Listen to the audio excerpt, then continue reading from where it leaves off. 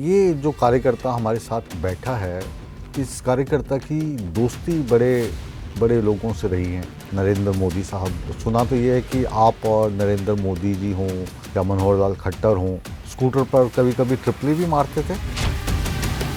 ऐसे कौन कौन से विधायक हैं जिनको आपको लगता है कि आपके कार्यकाल में आपको बहुत परेशान किया? एक तो आपके परम मित्र अभय चौटाला जी हो गए, और कौन कौन? देखिए, हुड्डा साहब परेशान करते थे। भगवान श्री राम का मंदिर 500 साल से, उस मंदिर में आजकल गड़बड़ियों के समाचार भी आ रहे हैं। वो नहीं, देखिए उसकी चल रही है, जो गड़बड़ी जहाँ भी होगी पकड़ी जाएगी, तो सजा होगी। चंदा ही चोरी कर रहे हैं, देखो लोग वहां से। चक्रव्यूह देखिए मुकेश राजपूत के साथ।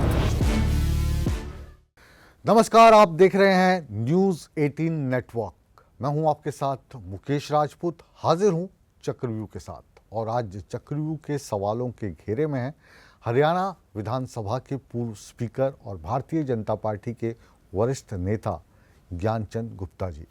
बहुत बहुत स्वागत है आपका चक्रव्यूह में। थैंक यू, धन्यवाद। काफ़ी अरसे के बाद फिर आप चक्रव्यूह के सवालों के घेरे में आए हैं। और आपसे हर वो सवाल पूछेंगे जिसका जनता जवाब जानना चाहती है। बिल्कुल, जो इच्छा है वो पूछिए, कोई दिक्कत नहीं। तो शुरुआत आज हम आपकी शुरुआत से करेंगे। आपकी शुरुआत भारतीय जनता पार्टी में कब हुई, कैसे हुई, क्यों हुई? मुकेश जी, देखिए, मैं शुरू से 1962 में राष्ट्रीय स्वयंसेवक संघ का एक स्वयंसेवक के नाते मैंने काम शुरू किया जी। शाखा में गया, शाखा की विभिन्न जिम्मेवारियां भी दी गई।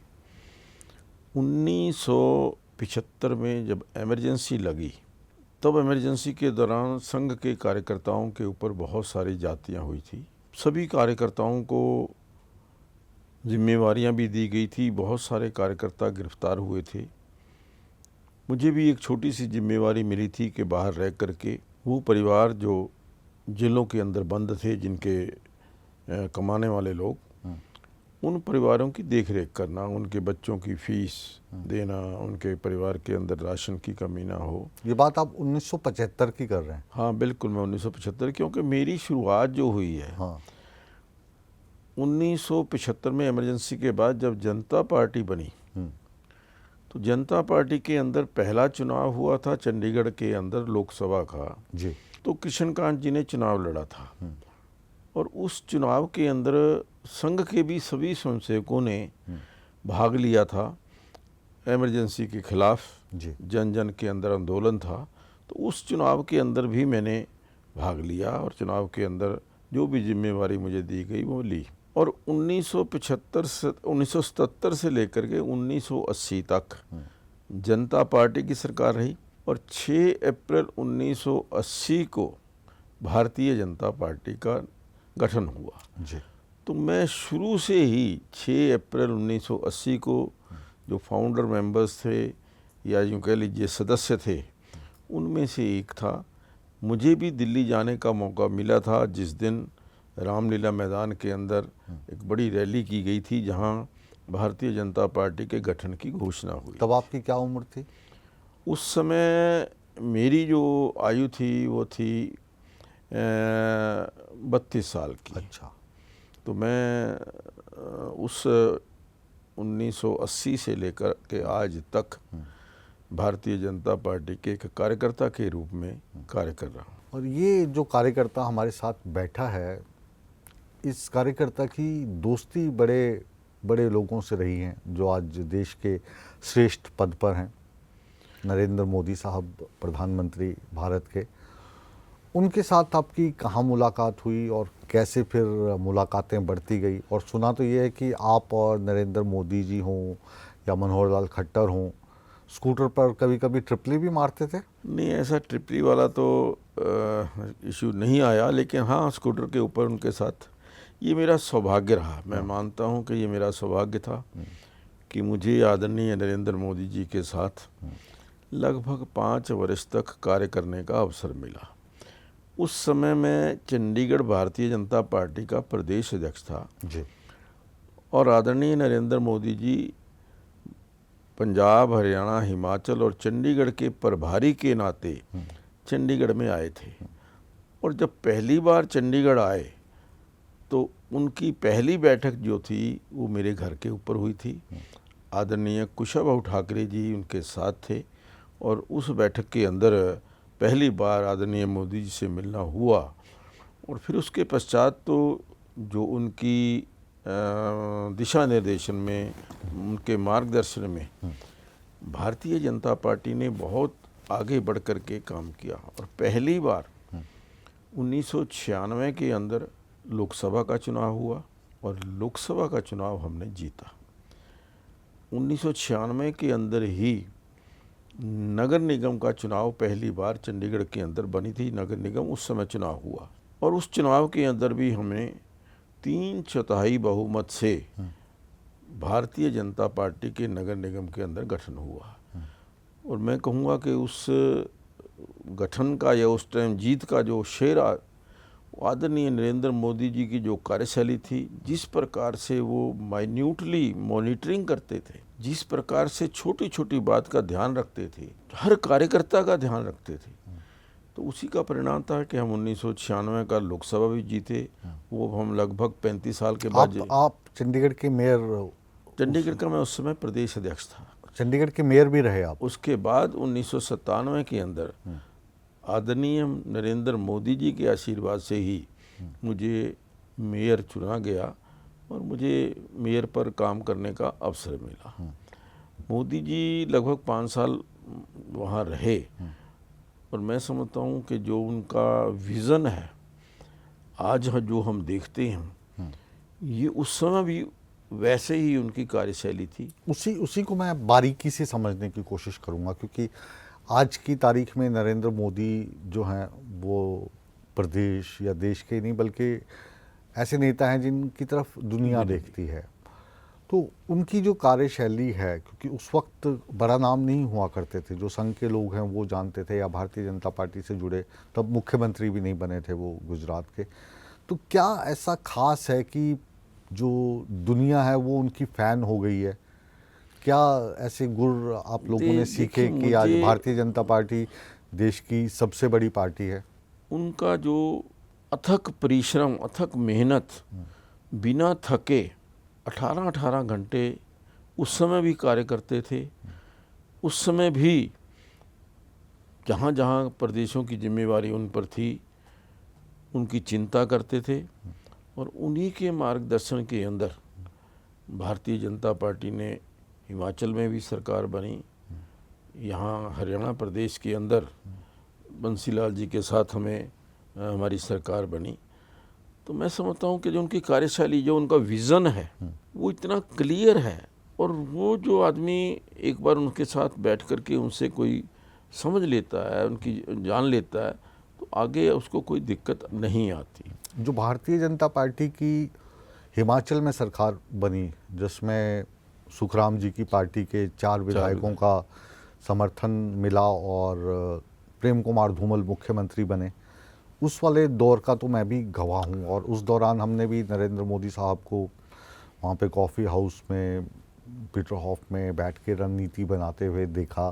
तो जो मेरा सवाल है कि ऐसी कौन सी चीज़ें जिस पर एक आम व्यक्ति की नज़र नहीं पड़ती, उनकी नज़र पड़ जाती है और फिर आप? मैं तो कहूँगा कि जो उनका हार्ड वर्क है, जो उनकी मेहनत है, जो उनका परिश्रम अथक, आप इमेजिन नहीं कर सकते उनकी एनर्जी जो है, उनका एनर्जी उस समय भी इसी स्तर की एनर्जी थी और आज तो खैर उससे बहुत ज़्यादा आगे बढ़ गए हैं।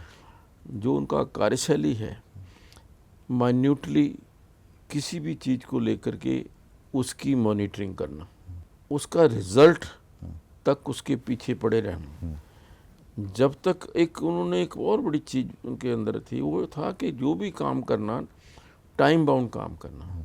अगर एक समय की सीमा दी है तो उस समय की सीमा के अंदर वो काम होना चाहिए। लक्ष्य हासिल करना है, लक्ष्य की प्राप्ति के लिए आपको आपको नहीं कि सिर्फ काम दे दिया और फिर उसके बाद ना, भूल उसके गए। बाद पूछा नहीं, उसकी मॉनिटरिंग, लगातार मॉनिटरिंग, और जब तक वो काम हो नहीं जाता, और कई बार जब काम नहीं हो पाता था तब फिर डांट भी पड़ती थी। डांट भी पड़ती क्या थी। क्या कहते थे? डांट भी, ये देखिए उनका जो कार्य करने का तरीका है, जो उनकी अपेक्षा है, जब उनकी अपेक्षा पर खरे नहीं उतरेंगे तो निश्चित तौर पर कि आपके जिनमें काम लगाया था आपने नहीं किया, क्यों नहीं किया, क्या कारण है? और इसीलिए शायद मुझे 2014 याद आ रहा है कि जब पंचकुला की टिकट का जिक्र होने लगा तो सीधा सीधा नाम आ गया, ज्ञानचंद गुप्ता है ना वहाँ पे। तो आपने सोचा था कि ये जो परिश्रम आप इस वक्त कर रहे हैं 2014 में आपको टिकट मिलेगी और उस टिकट की जो घोषणा है उसके लिए विचार विमर्श नहीं किया जाएगा, वो सीधा जो घोषणा है वो आदेश होगा और ज्ञानचंद गुप्ता को विधायक के तौर पर चुनाव लड़ने का मौका मिलेगा? मुझे जो आदरणीय नरेंद्र मोदी जी के साथ काम करने का अवसर मिला उस समय मैं चंडीगढ़ में था। कभी सोचा भी नहीं था कि हरियाणा के अंदर जा कर के कोई चुनाव लड़ेंगे या चुनाव के अंदर टिकट मिलेगा। लेकिन जिस प्रकार से नरेंद्र मोदी जी के साथ मिलना, उठना, बैठना, बातचीत होती रहती थी, जो कार्यशैली थी, शायद उसी से प्रभावित होकर या जो कार्यशैली को जानते हुए, समझते हुए उन्होंने मुझे 4 बार जो चुनाव लड़ने का मौका दिया। 2009 के अंदर भी मैंने भारतीय जनता पार्टी के चुनाव चिन्ह पर पंचकुला से चुनाव लड़ा। 2014 के अंदर लड़ा, उस समय जीत हासिल हुई। 2019 के अंदर लड़ा, उस समय जीत हासिल हुई। और 2024 के अंदर भी मैं समझता हूँ कि उन्हीं का आशीर्वाद था कि मुझे चौथी बार टिकट भी मिली, लेकिन थोड़े से मतों के से मैं जीत नहीं पाया, उनकी अपेक्षाओं के ऊपर खरा नहीं उतर पाया। इस बात का मुझे आज भी अफसोस है कि नरेंद्र मोदी जी ने जो मुझ पर विश्वास व्यक्त किया था, मैं उस पर खरा नहीं उतर पाया। उसके कारण बहुत सारे हो सकते हैं, कुछ मेरी कहीं ना कहीं कमी रही होगी, या कुछ कारण ऐसे थे जो मैं समझता हूँ कि बताने के काबिल नहीं है। लेकिन हाँ, मैं उनकी जो अपेक्षा थी, उनका ये जो लक्ष्य था कि हरियाणा के अंदर सरकार बने और उस सरकार के अंदर जो भी लोग जिनको टिकट दी है वो अच्छे से मेहनत करें और जीत करके आएँ, तो उसके अंदर कहीं ना कहीं मैं उनके विश्वास पर खरा नहीं उतर पाया। लेकिन मैं उनका बड़ा आभार व्यक्त करता हूँ। अभी जैसे उन्होंने मुझे मतलब मेरी जो योग्यता, क्षमता से बढ़ करके बहुत ज़्यादा मुझे उन्होंने आशीर्वाद दिया। दूसरा जो नाम फिर जहन में आता है आपसे बातचीत करते हुए, वो मनोहर लाल खट्टर साहब का आता है। उनके भी आप बहुत करीबी रहे और ये जो दौर आप बता रहे हैं उस दौरान मनोहर लाल खट्टर भी साथ में ही रहते थे, आप लोग तीनों ही साथ में रहते थे। तो 2014 में आप उनके साथ रहे, फिर 19 वाले चुनाव में फिर आपको विधानसभा का स्पीकर बना दिया। तो कमोवेश जो कार्यशैली है नरेंद्र मोदी जी की और मनोहर लाल खट्टर जी की, उसमें कितनी समानता आपको देखने को मिलती है? नहीं, देखिए, समानता तो एक ही है कि हम, चाहे वो आदरणीय नरेंद्र मोदी जी हैं, चाहे आदरणीय मनोहर लाल जी, चाहे मैं हैं, हमने एक ही पाठशाला से पढ़ करके हम आए हैं। उस पाठशाला का गुरु कौन थे? उस पाठशाला का नाम है राष्ट्रीय स्वयंसेवक संघ। उनके गुरु कौन थे? मतलब उस दौरान आप मतलब नरेंद्र मोदी जी जो भी रणनीति बनाते थे तो उसके ऊपर उनको कौन निर्देशित करते थे? केंद्रीय नेतृत्व आदरणीय आडवाणी जी की रथ यात्रा के वो सारथी रहे, संचालन के रहे। डॉक्टर मुरली मनोहर जोशी जी की जो तिरंगा यात्रा थी, एकता यात्रा थी, उसके वो मुरली मनोहर जोशी जी के साथ उस यात्रा के सारथी रहे। तो वो जो एक उनका कार्य, उनको कार्य करने का मौका जो आदरणीय आडवाणी जी के साथ, डॉक्टर मुरली मनोहर जोशी जी के साथ, कुशाभाऊ ठाकरे जी के साथ जो उन्होंने वहाँ से एक्सपीरियंस लिया, या जो उनकी कार्यशैली थी आदरणीय लाल कृष्ण आडवाणी जी की, तो मैं समझता हूँ कि उसका प्रभाव उनके जीवन के ऊपर बहुत दिखाई दिया। और जो एक निर्णय लेने की क्षमता, वो उनके अंदर एक बहुत बड़ी खूबी है कि वो निर्णय लेते हैं, लटकाते नहीं हैं। जो भी कुछ काम करना है उसको निर्णय लेकर के वो काम फिर उसको करवाने के लिए उसके पीछे बढ़ते हैं कि वो काम कैसे होगा, उसके लिए क्या क्या हमें करना पड़ेगा, क्या क्या मेहनत करनी पड़ेगी। मोदी जी की बात कर रहे हैं आप या खट्टर साहब? खट्टर साहब भी। और देखिए, खट्टर साहब जो पहली बार मुझे मिलना हुआ क्योंकि मोदी जी चारों प्रदेशों के प्रभारी थे, हरियाणा, पंजाब, हिमाचल और चंडीगढ़। हाँ। तो उस समय मनोहर लाल जी हरियाणा प्रदेश के संगठन मंत्री थे जी। और मैं भारतीय जनता पार्टी हरियाणा चंडीगढ़ प्रदेश का अध्यक्ष था। तो उसके नाते उनसे अक्सर माननीय मनोहर लाल जी से मिलना भी होता रहता था। और क्योंकि एक बड़ी बात और थी कि आदरणीय मोदी जी का जो निवास स्थान था, जो जहाँ पर वो रुके हुए थे, वो पंचकुला में था। अच्छा। जो वो किसका घर था? वो हमारे एक अपने महामंत्री थे आदरणीय महावीर जी, जो आज इस दुनिया में नहीं है। बड़ा मिस करता हूँ मैं उन्हें। उनका जो निवास स्थान था उनके एक छोटे से कमरे के अंदर बहुत एक छोटा सा कमरा और एक बड़ा हॉल, उसके अंदर मोदी जी एक तख्तपोश के ऊपर, जैसे एक साधु का जीवन होता है कि तख्तपोश के ऊपर बिना किसी गद्दे के चटाई के, उसके ऊपर वो सोते थे। वो जो समय था, उस समय कभी आपने सोचा था कि हमारी सत्ता भी आएगी? क्योंकि आज तो आप लोग सोचते हैं कि सत्ता अब हमारी आ गई है तो ये कभी जाएगी नहीं। नहीं, देखिए उस समय तो हमें आदत संघर्ष की थी, क्योंकि शुरू से संघर्ष किया है, चाहे वो 1980 से लेकर के जब अब 2014 तक संघर्ष की ही हमने रेखा देखी है। संघर्ष ही किया, चाहे वो चंडीगढ़ में था, चाहे वो हरियाणा प्रदेश के अंदर था। लेकिन ऐसा बहुत कम लोग सोचते थे कि हरियाणा प्रदेश के अंदर अकेले अपने दम पर कभी भारतीय जनता पार्टी सरकार बना पाएगी। इसी पे मैं आ रहा था। उस दौरान चौधरी देवीलाल जो हैं, वो भी आपके काफ़ी करीब रहते थे। सुना है कि उनके घर भी मोदी साहब का आप लोगों का बहुत आना जाना होता था। तो वो जो गठबंधन था उसके बारे में भी आप हमें बताइए। नहीं, देखिए गठबंधन था एक, हम माइनॉरिटी कह लीजिए या कम सीटों वाले छोटी पार्टी के नाते आदेश तो जो बड़ी पार्टी है उसी का चलता है या मुख्यमंत्री का चलता है। जब हमारा मुख्यमंत्री नहीं था, जो उनकी नीतियाँ, जो सरकार की नीतियाँ, जो चाहे वो चौटाला जी की नीतियाँ हों, चौधरी बंसीलाल जी की नीतियाँ हैं, लेकिन हम उसके अंदर कोई इफ़ेक्टिव रोल जो है वो प्ले नहीं कर पाते थे। लेकिन जब सरकार अपनी बनी, जो आप सुझाव देते थे मानते थे? वो मानते भी थे और सुनते भी थे, ऐसी बात नहीं है। लेकिन जो एक इफ़ेक्टिव जो decision taking power, request mode पे, हाँ, एक रिक्वेस्ट, एक होता है कि फैसला लेने की क्षमता या फैसला लेने का, निर्णय करने का अधिकार, और दूसरा होता है कि रिक्वेस्ट करनी है, निर्णय चाहे जो मर्जी हो। तो अभी जब 2014 में जब आप लोग चुनावी मैदान में उतर रहे थे, उस वक्त आपने सोचा था कि भारतीय जनता पार्टी की सरकार बनेगी? ईमानदारी से जवाब दीजिए, क्योंकि लोगों को लगता है कि भूपेंद्र सिंह हुड्डा की सरकार इसलिए चलेगी कि 10 साल तक वो रहे, एंटी इनकम्बेंसी फैक्टर रहा। यूपीए की सरकार थी, यूपीए की जो सरकार है उस पर एक घोटाला सरकार का पोस्टर चिपका दिया आप लोगों ने। इनेलो को नहीं देना है क्योंकि इनेलो जो राजनीति करती थी वो दादागिरी वाली करती थी, ऐसे आरोप उन पे लगते रहे। तो इनेलो को नहीं देनी है वोट, कांग्रेस को नहीं देनी है, तो किसको दें? भाजपा को दे दें। और इस लहर में चलते चलते, मोदी लहर में चलते चलते आप हरियाणा में भी सरकार बना गए।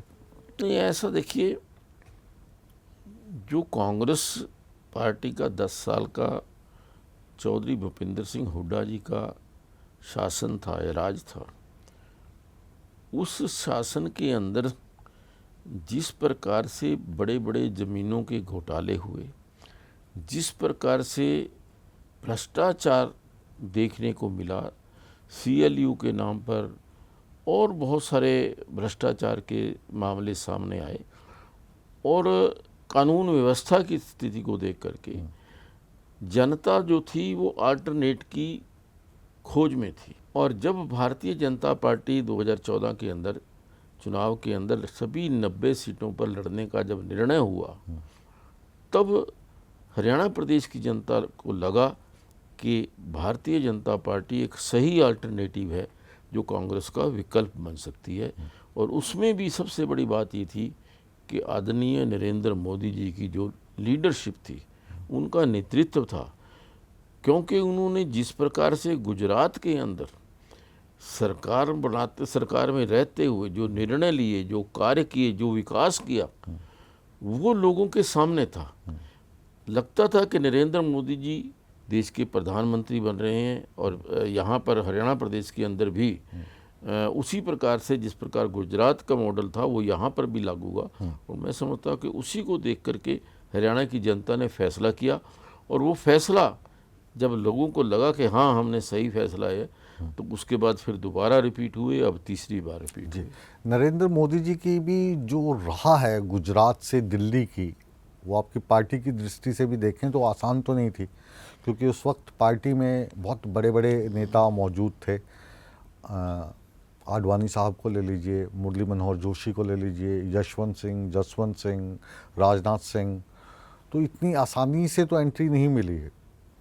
अब की बार मोदी सरकार, अब की बार भाजपा सरकार से ये जो नारा तब्दील हुआ, इसके पीछे की कहानी क्या है? देखिए, कहीं ना कहीं जो आदरणीय नरेंद्र मोदी जी का जो करिश्माई नेतृत्व है, जो करिश्माई जो उनकी कार्यशैली है, उसी को लेकर के जो बहुत बड़े बड़े नेता, उन्होंने उनको भी पूरा सम्मान दिया, जनता को भी सम्मान दिया, और एक निखर करके, जैसे लीडर निखर करके आता है, वैसे उस तरीके से आदरणीय मोदी जी जो आगे बढ़े, तो वो सब लोगों के लिए एक मिसाल थी कि जैसा मैंने पहले कहा कि निर्णय लेने की क्षमता, वो जो मोदी जी की अंदर एक क्वालिटी है, उसको लोगों ने स्वीकार किया, और उन्होंने निर्णय भी लिए, ऐसे निर्णय लिए जिन निर्णयों के कारण देश के लिए और बाकी राज्यों के लिए एक एग्जाम्पल बने।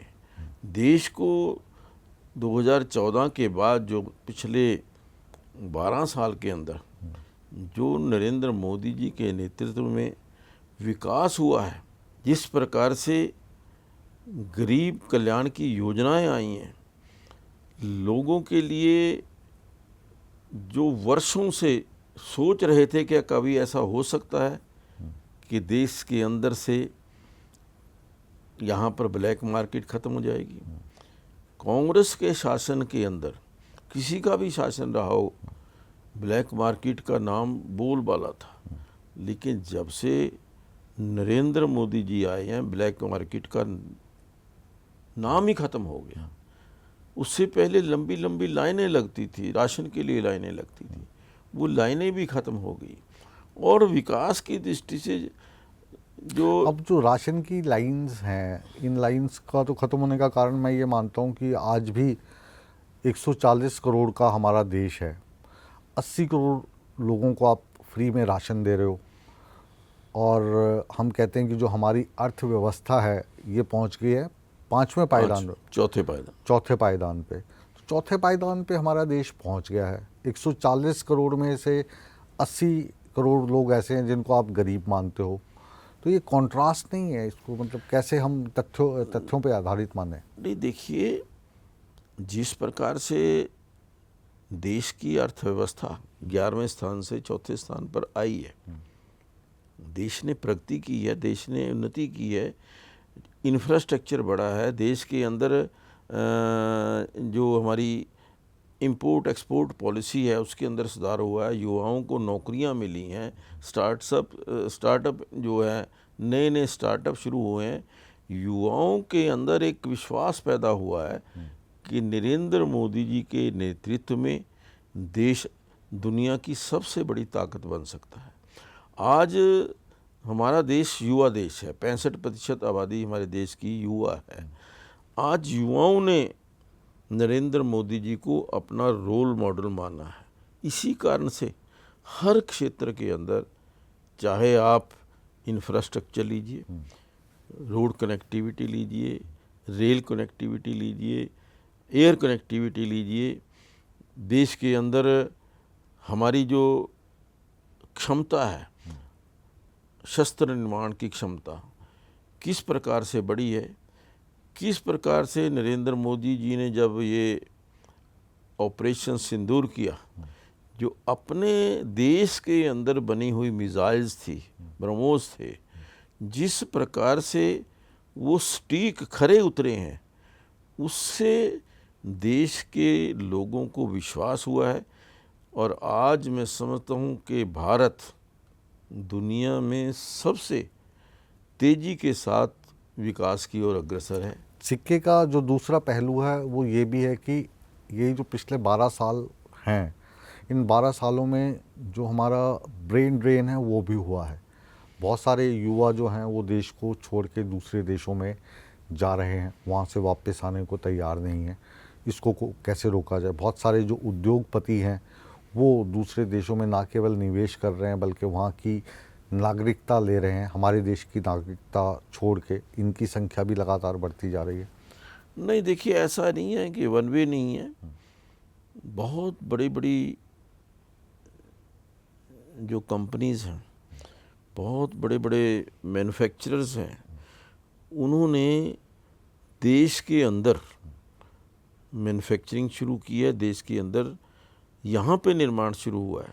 आप मोबाइल को देखिए कि पूरी दुनिया का जो 80% मोबाइल जो है वो यहाँ देश के अंदर। लेबर सस्ती है ना? नहीं, लेबर सस्ती तो पहले भी थी। लेबर तो 2014 से इसको पहले मैं भी। दूसरे तरीके से लेता हूँ। अभी आप किसी भी बड़ी कंपनी का नाम आपके जहन में आ रहा होगा, तो अगर मान लो 25 के नाम आपके दिमाग में आ रहे हैं, तो 25 में से कम 10 कंपनीज ऐसी होंगी जिनके सीईओ के पद पे, जिनके प्रेसिडेंट के पद पे भारतीय लोग होंगे, लेकिन वो भारत में नहीं रह रहे हैं। अगर आपको गूगल का सीईओ बनना है तो यूएस जाना पड़ रहा है, आपको मल्टीनेशनल का सीईओ बनना है तो आपको बाहर जाना पड़ रहा है। तो ये वाली चीज़ अगर ब्रेन ड्रेन नहीं होता, यहीं पे इतनी फैसिलिटी मिलती, यहीं पे इतने अच्छे पैकेज मिलते, तो शायद देश कुछ और कर रहा होता। नहीं, मुझे लगता है कि अब ये जो ब्रेन ड्रेन के ऊपर बहुत रोक लगी है, कमी आई है। आज जब से startup India, stand up India जो देश के अंदर निर्माण कार्य शुरू हुए हैं, जो यूथ है वो अपने स्टार्टअप शुरू करने उन्होंने किए हैं। आज वो बाहर नहीं जाना चाहता। आज बाहर जिस प्रकार की परिस्थिति है, चाहे वो लोग पहले कनाडा की तरफ या यूएस की तरफ जाना चाहते थे, लेकिन आज जो लोग हैं अपने देश के अंदर रह कर के अपने देश को कैसे विकसित किया जाए, देश के अंदर कैसे निर्माण किया जाए, देश की इंडस्ट्री को कैसे और आगे बढ़ाया जाए, इसके ऊपर मैं समझता हूँ कि आज के युवा ने सोचना शुरू किया है। और आज तो बहुत बड़े बड़े इन्वेस्टर्स, जो कंपनियां हैं, वो भारत के अंदर इन्वेस्टमेंट करना चाह रही हैं ताकि जो यहाँ पर उनको एक काम करने का अवसर मिल सके। आपने बताया कि 1968 में आपने अपनी यात्रा शुरू की थी, 62 में। अब 2026 चल रहा है, तो वो जो यात्रा थी वो अब मुकम्मल हो चुकी है, क्योंकि एक पद जो सबसे, हम तो कहें कि मुख्यमंत्री से भी बड़ा ही पद है, विधानसभा अध्यक्ष का, उस पद पर आप आसीन रहे। तो विधानसभा स्पीकर के तौर पर, अध्यक्ष के तौर पर, क्या जो भूमिका आपको दी गई थी वो भूमिका आप ठीक से निभा पाए, ये संतुष्टि है? नहीं, देखिए, इस बात का निर्णय तो आम जनता करती है कि, या जो हमारे विधायक हैं, कि जो जिम्मेवारी मुझे मिली वो मैंने किस प्रकार से निभाई। ये हमारा संगठन इसकी जो है समीक्षा करता है कि किसको जो जिम्मेवारी दी गई थी क्या उसने ठीक से निभाई।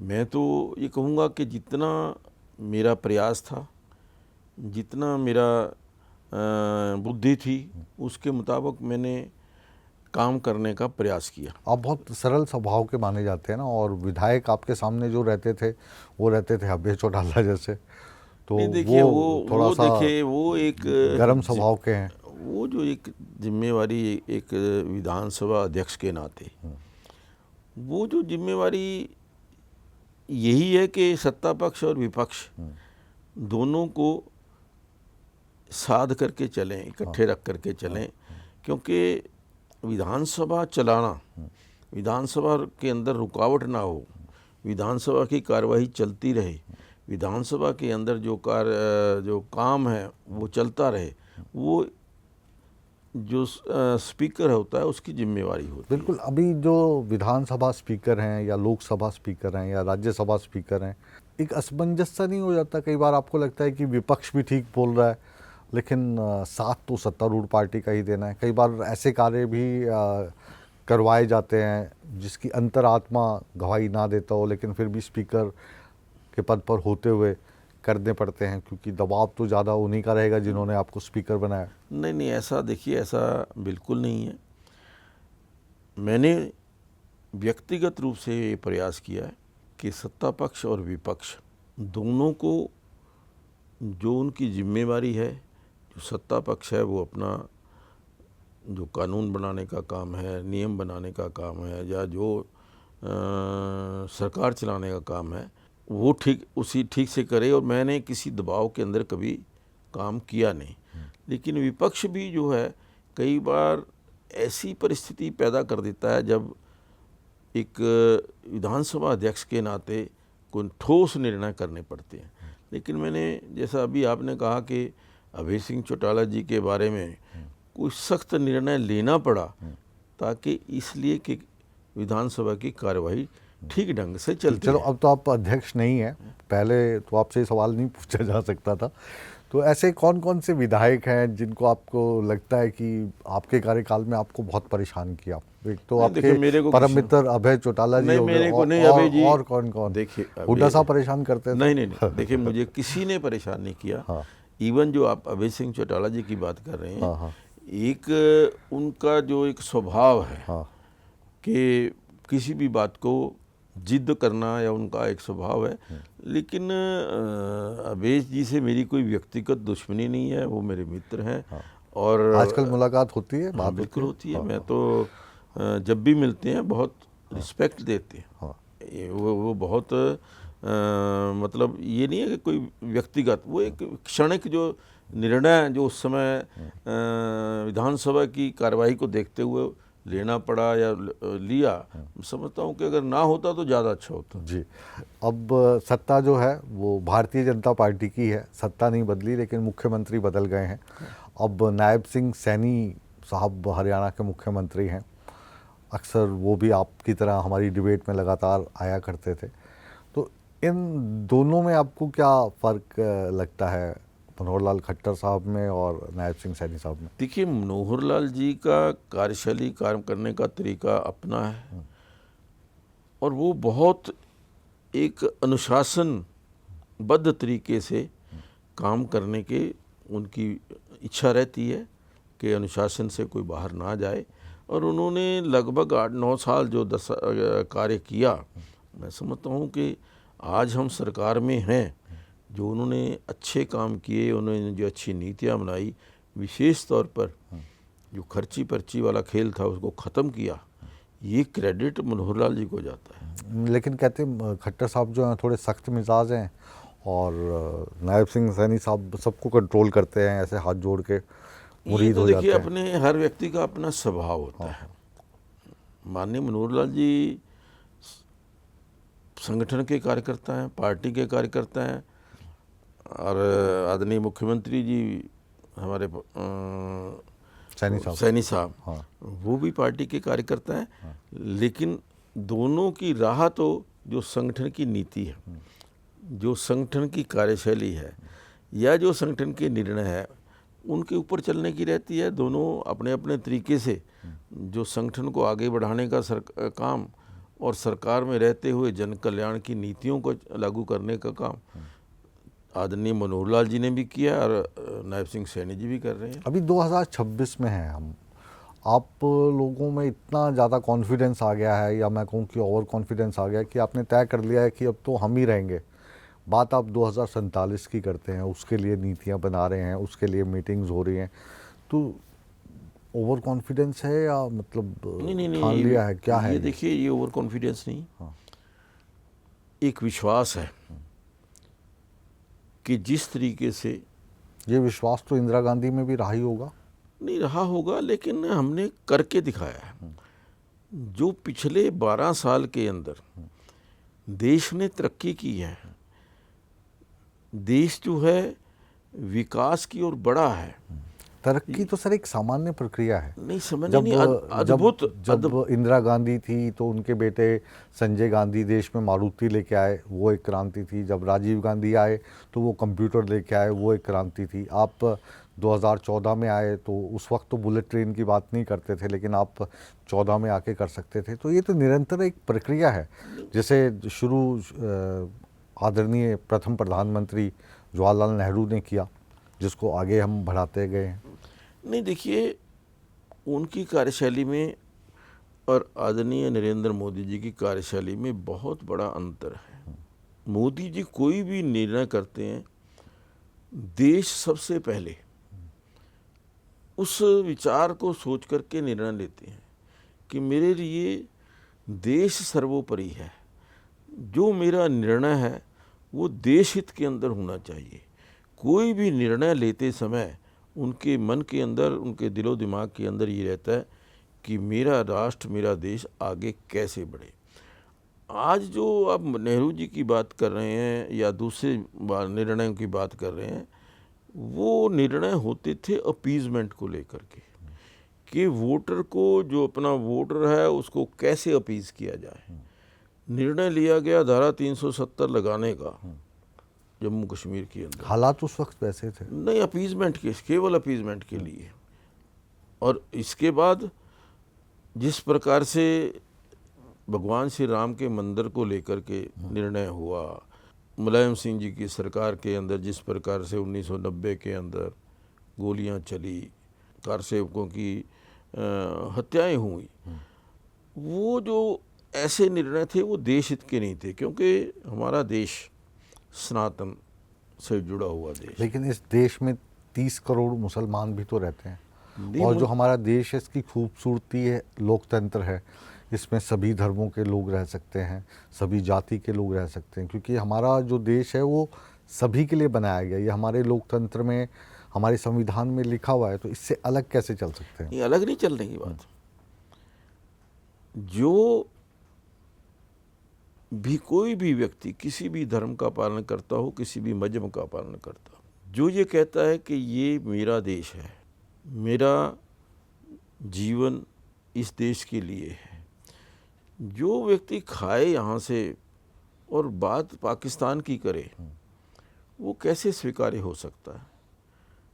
आज जो पाकिस्तान की बात करते हैं वो तो चले गए ना, 1947 में नहीं, पाकिस्तान अभी भी चले गए। ऐसे कुछ पाकिस्तान के विचारधारा के लोग अभी भी देश के अंदर मौजूद हैं, जो बात पाकिस्तान की करते हैं, बांग्लादेश की बात करते हैं, दूसरे जो हमारे विरोधी देश हैं उनकी बात करते हैं। उनको अपने देश से कुछ लेना देना नहीं। लेकिन हमारी विचारधारा है कि जो इस देश के अंदर रहने वाला, हो सकता है कुछ परसेंट लोग होंगे, हाँ, लेकिन वो जो कुछ परसेंट हैं उनके चक्कर में तमाम जो लोग हैं उनको तो हम नहीं, किसी को कोई दे देखिए, सकते। किसी भी व्यक्ति को आगे बढ़ने का पूरा अधिकार है। कहीं पर उसके अंदर कोई रुकावट नहीं है। हर चीज़ के अंदर, चाहे वो कोई मुस्लिम है, सिख है, ईसाई है, हिंदू है, सबको समान अवसर मिलते हैं। लेकिन जो अपीजमेंट की पॉलिसी है वो हमारी सरकार ने, आदरणीय मोदी जी ने कभी स्वीकार नहीं की। वोट की खातर कुछ एक वर्ग को खुश किया जाए, ये नीति जो है ना पहले हमें स्वीकार थी, ना आज हमें स्वीकार है। देश के अंदर रह कर के भारत माता की जय तो बोलना ही होगा। भारत माता की जो जय बोलना नहीं चाहते, ऐसे लोगों के लिए देश में कोई स्थान नहीं है। ऐसे लोगों को तो मैं समझता हूँ कि अपने आप जहाँ भी उनका तो ये जो एक समुदाय विशेष है, इनको मैं समुदाय विशेष की बात नहीं कर रहा, मैं कोई भी वंदे मातरम गाने में मतलब क्या लॉजिक आपके सामने आए कि हम नहीं गाएंगे इसको? नहीं, ये तो वही बता सकते हैं कि वो क्यों नहीं बोलना चाहते। दलील तो देते होंगे आप लोगों ने तो इस नहीं, देखिए, हम वंदे मातरम हम कहते हैं कि जो इस देश में अपने देश की जय नहीं बोल सकता, वंदे मातरम नहीं बोल सकता, भारत माता की जय नहीं बोल सकता, वो मैं समझता हूँ कि उसकी निष्ठा जो है। लेकिन आप भी जैसे देश की तरक्की कि रास्ते में हर एक आदमी सूर्य नमस्कार करे, यही तो जरूरी नहीं है? नहीं, जो नहीं करते ना करे। नहीं, सूर्य क्यों नमस्कार देखिए जबरदस्ती क्यों करें हम उनके नहीं साथ? नहीं, हमने जबरदस्ती किसी को नहीं कहा। हाँ। देखिए अब योग आया, योग जो है आदरणीय नरेंद्र मोदी जी ने योग को पूरी दुनिया के अंदर फैलाया। देश के लगभग 190 देशों ने योग को अपने आप स्वीकार किया। ये जो हमारी पुरानी परंपरा, जो हमारी ऋषियों मुनियों की ये तो परंपरा, सर पतंजलि के समय से चली आ रही है। तो वही चीज़ जो है बाकी के चीज़ों के अंदर जो सब लोग हैं, जब भारत के सब बाकी सब लोग स्वीकार करते हैं तो हम बाकी सब लोग उनको भी स्वीकार करनी चाहिए। नहीं, ये तो 2014 से पहले भी ये चीज़ें चली रही थी, नहीं, देश विदेश में 2014 चल से रही थी। पहले देखिए लेकिन योग था। आप पे आरोप है कि आप इवेंट मैनेजमेंट करके हर चीज़ का श्रेय ले लेते हैं। इससे नहीं, 2014 से पहले कुछ था ही नहीं, ऐसा तो नहीं है। 2014 से पहले भी देखिए, हमारा देश तरक्की कर रहा था। नहीं देखिए, ये ऐसा कोई नहीं कहता कि 2014 से पहले बिल्कुल तरक्की नहीं हुई। हमारा ये कहना है कि 2014 से लेकर के 2026 तक जो तरक्की हुई है, जो विकास हुआ है, हर क्षेत्र के अंदर विकास हुआ है। गरीब कल्याण की बहुत सारी योजनाएं आई हैं, चाहे वो अपनी हर घर में नल, हर घर में जल, शौचालय घर घर के अंदर, एलपीजी के सिलेंडर घर के अंदर। ये जो मैंने पहले कहा कि ब्लैक मार्केट एलपीजी की होती थी, आज क्यों नहीं होती? आज तो सब कुछ वही यही है। ये सारी चीज़ों के कारण लगता है कि भी देश जो है आगे बढ़ रहा है। पहले जो था 2012 साल का विकास और पिछले लगभग 60-62 साल का विकास जो है, आप इसको कंपेयर। पहले हमारे पास था नहीं ना सर, पहले नहीं, स्क्रैच से शुरू किया। देखो तो आपको स्क्रैच प्लेटफॉर्म अच्छा मिला, उस प्लेटफॉर्म पे दौड़ने के लिए फिर ट्रेन आप अच्छी ले आए। नहीं, प्लेटफॉर्म तो बना ही हुआ ये था ना। अपॉर्चुनिटीज तो पहले भी थी, ये जो चीज़ें पहले भी अवेलेबल थी, लेकिन विजन नहीं था। जैसे विजन नहीं था। जो मैं तो कह रहा हूँ कि जो जैसे आज अगर देश के अंदर हमारी रोड कनेक्टिविटी बढ़ी है, आज सारे के सारे देश के अंदर चौड़ी चौड़ी सड़कें, 8-8 लेन की सड़कें बनी, ये क्या पहले नहीं बन सकती थी? नहीं, अटल बिहारी वाजपेयी नहीं, के समय से ही अटल शुरू बिहारी हुआ। वाजपेयी ने शुरू की, उसके बाद तो फिर दूसरी सरकारों ने आगे बढ़ाया। नहीं बढ़ाया नहीं, फिर आप आए और आगे बढ़ाया। नहीं, हम कह रहे हैं अब उस गति से, उस स्पीड से नहीं बढ़ी जिस स्पीड से आज पिछले 12 साल के अंदर काम का। मैं यही तो कह रहा हूँ कि जो 12 साल का काम है, 12 साल की तरक्की है, जो उसकी गति है, और पिछले 60 साल की 62 साल की तरक्की देख लीजिए, उसके अंदर बहुत बड़ा एक डिफरेंस है। और इन 12 साल के अंदर जिस प्रकार से देश का मान और सम्मान पूरी दुनिया के अंदर बढ़ा है, वो ही अमेरिका के राष्ट्रपति जिसने कहा था कि हम नरेंद्र मोदी जी को वीज़ा नहीं देते, वीज़ा नहीं देंगे, और उसी देश का राष्ट्रपति हवाई अड्डे के ऊपर प्रधानमंत्री को लेने के लिए आ जाए, उनका स्वागत कर। प्रोटोकॉल के हिसाब से ऑटोमेटिकली हो जाता है। जब ऑटोमेटिकली जो भी आप स्टेट हेड है, फिर वो उनको फिर वीजा की जरूरत ऐसा नहीं देखिए, पड़ती। पहली बार हुआ, पहली बार हुआ। इससे पहले स्टेट के हेड पहले भी बहुत बार गए। कभी भी देश का अमेरिका का राष्ट्रपति उनको एयरपोर्ट पर लेने के लिए नहीं आया। तो ये एक वो तो दोस्त है ना दोनों। नहीं, दोस्ती की बात अलग है, प्रोटोकॉल की बात अलग है, और दूसरा उनको नज़र आता है कि जो व्यक्ति जिससे हमें मिलने जा रहा हूँ उसके अंदर कुछ अलग चीज़ है, कुछ अलग है। तो इसलिए जो मैं समझता हूँ कि ये जो नरेंद्र मोदी जी के अगुवाई में, नेतृत्व में जो 12 साल के अंदर तरक्की हुई है, अभूतपूर्व तरक्की हुई है। हमने देखा है कि किस प्रकार से निर्णय हुए हैं। जैसे मैंने कहा ना कि निर्णय लेने की क्षमता, भगवान श्री राम का मंदिर 500 साल से लोग, लाखों लोग शहीद हो गए। उस मंदिर में आजकल गड़बड़ियों के समाचार भी आ रहे हैं बहुत। नहीं देखिए, उसकी चल रही है, जो गड़बड़ी जहाँ भी होगी पकड़ी जाएगी, तो सजा होगी, होगी, होगी, बिल्कुल होगी। जो भी कोई दोषी होगा उसको सजा होगी। चंदा ही चोरी कर रहे हैं देखो लोग वहाँ से। नहीं देखिए, ये व्यक्ति के ऊपर निर्भर करता है। हर आदमी कोई जो कौन वहाँ पे कैसा व्यक्ति है, सभी लोग चोरी करने वाले नहीं हैं। करोड़ों लोग दान देने वाले भी हैं। हाँ, तो दान ही चोरी हो रहा है ना। हाँ जी, हाँ, मतलब हमारी सबसे पवित्र जगह में ऐसा हो रहा है। हमारी ही सरकार है। देखिए, सरकार हमारी है, लेकिन हमारी सरकार चोरी नहीं, भी तो आप ही को रोकनी है। नहीं तो वो अब हमारी चोरी सरकार रोकने के लिए कांग्रेस थोड़ी ना हमारी आएगी। सरकार ने ही पकड़ा है उसको, और किसी ने थोड़ी है। अगर कोई वहाँ पर गड़बड़ी हुई है, उसकी इंक्वायरी जो करा रही है वो हमारी सरकार ही करवा रही है। तो अब इस वक्त आप नेटवर्क 18 पर, देश के सबसे बड़े नेटवर्क 18 पर हैं और भारतीय जनता पार्टी के सबसे वरिष्ठतम सदस्यों में से एक हैं। 2047 में आप देश को कहाँ देखते हैं? 2047 विकसित भारत, दुनिया का सिरमौर, दुनिया का जो पहले कहा करते विश्व गुरु भारत, 2047 में फिर से भारत जो है वो विश्व गुरु बनने जा रहा है। चलिए, हमारी दुआएं आपके साथ हैं और अगर हमारा देश तरक्की करेगा तो हमारी तो स्वयं हो ही जाएगी। निश्चित तौर पर, निश्चित जी। तौर पर। बहुत बहुत शुक्रिया, आपने हमारे सभी सवालात के जवाब दिए। खट्टे मीठे सवालात का आप हमेशा से जवाब देते आए और जो नरेंद्र मोदी जी की, मनोहर लाल खट्टर जी की जो दोस्ती आपकी रही है उस बारे में भी आज हमने खुल के बातचीत की। बिल्कुल। फिर आपसे मुलाकात होगी।